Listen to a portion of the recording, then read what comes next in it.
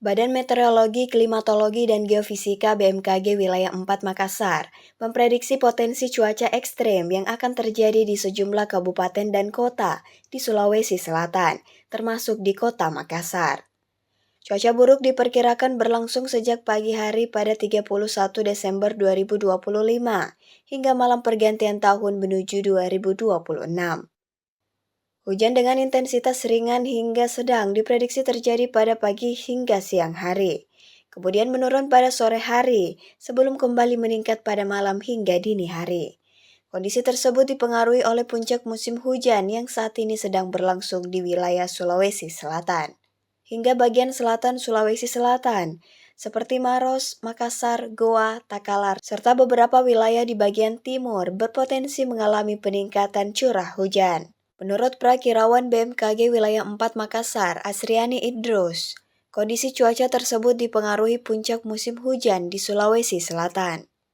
Jadi untuk pergantian tahun baru nanti itu prediksinya hujan dari pagi hingga siang hingga sore hari dan akan reda dan meningkat lagi di malam hingga dini hari, dan berpotensi juga hujannya ini akan berlanjut hingga esok hari di tanggal 1-nya. Untuk potensi sedangnya ini umumnya di wilayah Sulawesi Selatan bagian pesisir barat, misalnya mulai dari wilayah Pinrang, Parepare, Baru, Pangkep, Maros, Makassar, Goa, Takalar, bisa ke sebagian Jeneponto.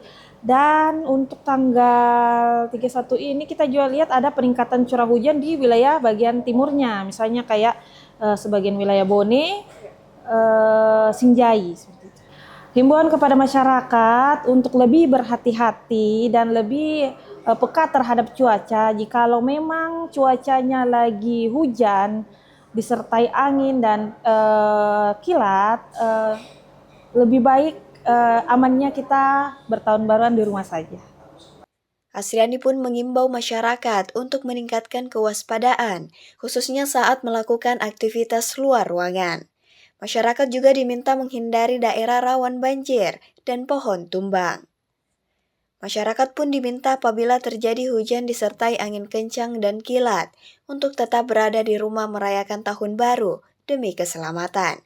Rahmatia, Unhas TV.